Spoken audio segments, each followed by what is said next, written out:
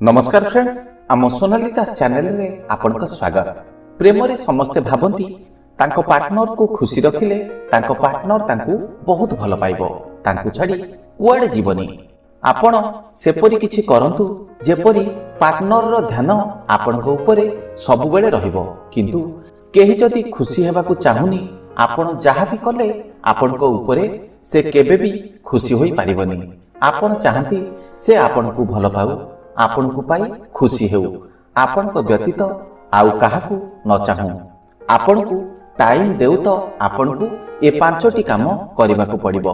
अधिकांश तांको love life रे प्रथमरु तो ठीक थांती, किंतु पुराना होई जिबा परे सब किछि बदली जाए। प्रेम रे काहा पाई कष्ट करिबा दरकार नाही, किंतु सठिक वे रे सब करिबा दरकार। जो मनिषर आपनक प्रति टिके भी ध्यान नथिबो से मनिष आपनकू एते भल पाइबो जे आपनकू छाडी बंची पारिबनी। आपण भाबंतुनी जे आपण ताकू खुशी रखिले से आपनक प्रति इंटरेस्ट देबो, आपनक व्यतीत आउ काहाकू भी चाहिबनी। आपनकू बास एतिकी करिबा दरकार जे प्रथमे तार ध्यान आपनक आडकू आनंतु। एपरि करिबा बहुत सहज, जहा आज वीडियो रे डिस्कस करिबा। तेबे चलंतु से पांचटी काम विषय रे जानिबा जहा आम पार्टनर को आम आडकू अट्रैक्ट करिबा पई मजबूर करिवो। Point number 1, dressing sense. आपण जेतेबेले बाहर को जांती, किछि फंक्शन बा पार्टी को जांती, सेतेबेले कोन करंती ना आपनको ड्रेसिंग सेंस चेंज करि दियंती। भलो ड्रेस पिनंती, भलो जूता पिनंती, डिओ लगांती, तापरे घरु बाहरंती। अधिकांश झियो बा पुओ अछंती तांको रिलेशनशिप टिके पुराना होई गले सेमाने बिल्कुल सिंपल होई रहि जांती। पार्टनर सामना रे आपण निज ड्रेसिंग सेंस टिके भलो करिबाको चेष्टा करंतु। आपण घरे रहिले भी जेते फिटफाट रहिबे आपनको ऊपरे समस्तकर ध्यान निश्चित पड़िबो।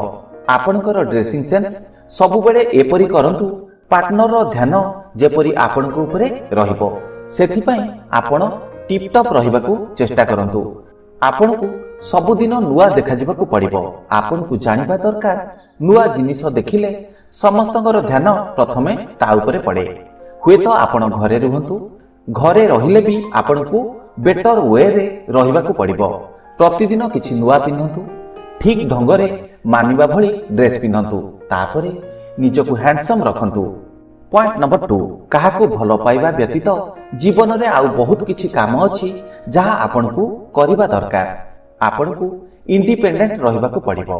अधिकांश कोन करंती ना काहा प्रेम रे पड़िबा परे निज कैरियर को देखंतीनी, निज विषय रे चिंता करंतीनी। एबे कोन करूछंती, आगो कोन करिवे, सब किछि भूली निज बॉयफ्रेंड बा निज गर्लफ्रेंड पई समय बर्बाद करंती। किंतु आपनको जानिबा दरकार जे जाहाकू भल पाउछंती ताकू सारा जीवन पाइबा पाई हेले आपनको निज पाई किछि करिबा दरकार। आपण एबेठारु निज प्रयास रे लागि पड़ंतु, किछि भी करंतु, ताकू पाइबा पाई हेले आपनको किछि ना किछि करिबाकू पड़िबो। से काम केवल ताकू पाइबा पाई करंतुनी, बरं से काम कले आपणकर पर्सनालिटी भी स्ट्रांग होई जिवो। जेउ मनिष ता पार्टनर व्यतीत आउ किछि भी कथा चिंता करेनी बा कोनोसी काम रे ध्यान दिएनी, से मनिष ता पार्टनर पाई अट्रैक्टिव होई पारिबोनी। किंतु जहा जीवन रे बहुत किछि करिबाकू बाकी थाए किंबा से करूथाए, से पर्सन ता पार्टनर पाई बहुत अट्रैक्टिव होई जाए। सेथि पाई आपनको निज लाइफ एबेठारु गढिबाकू पड़िबो। अदरवाइज किछि दिन परे ताकू लागिबो जे आपण निज जीवन रे फोन आउ मेसेज व्यतीत ता पाई किछि भी करि परिबेनी। तेणु आपण जहा भी हेबाकू चाहुछंती खाली भाबी देले तो हेबनी। आपणकर इंटरेस्ट, आपणकर टाइम ओ आपणकर एनर्जी ता पाई देबा दरकार। भलो पाइबा व्यतीत आपण निज फ्यूचर पाई किछि करिबा दरकार। एहा आपनको बहुत बेसी अट्रैक्टिव कराइबो। पॉइंट नंबर 3, आपण काहा रिलेशनशिप रे अछंती, काहाकू भलो पाउछंती, से पर्सन आपनको भलो पाउनी, आपण दुख करिवे, उदास रहिबे। किंतु ना, आपनको एपरि करिबा दरकार नाही।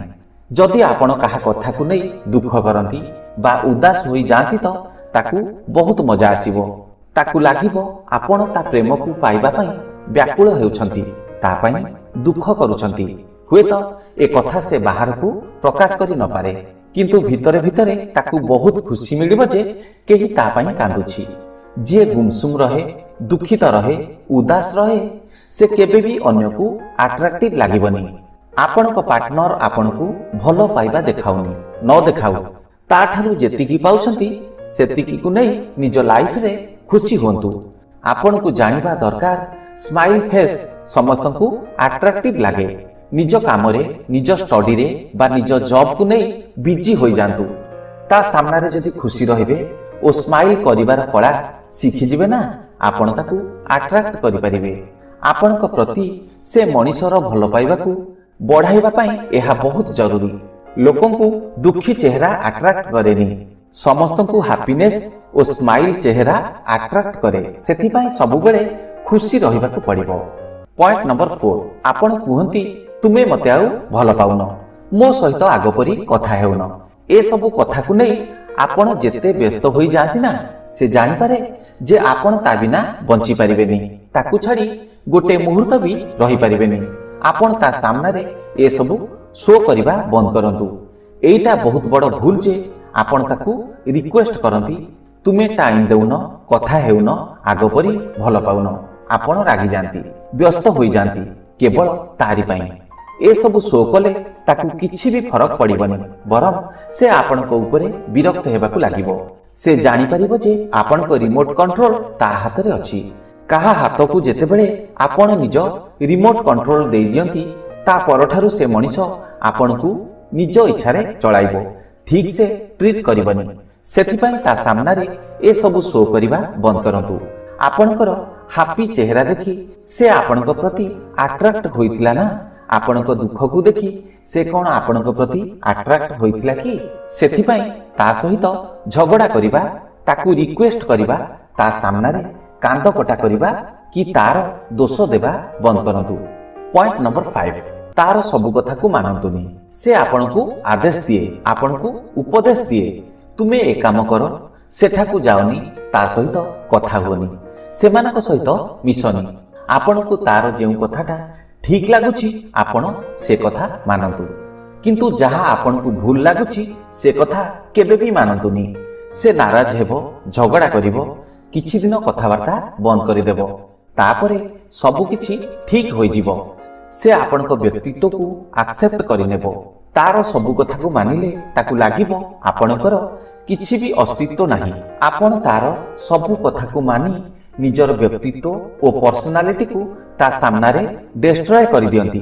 ତାପରେ ସେ ଆପଣଙ୍କ ଉପରେ ହୁକୁମ ଚଳାଇବା ଆରମ୍ଭ କରିଦେବ। ସବୁ କଥା ତା ମର୍ଜିରେ ଚାଲିବ। ତେଣୁ ଆପଣ ତାର ସବୁ କଥାକୁ ମାନନ୍ତୁନି। ହୋଇପାରେ ସେ କିଛି ଦିନ ନାରାଜ ହୋଇଯିବ, କିନ୍ତୁ ପରେ ସବୁକିଛି ଠିକ ହୋଇଯିବ। ଏ କଥାକୁ ସବୁବେଳେ ମନେ ରଖନ୍ତୁ।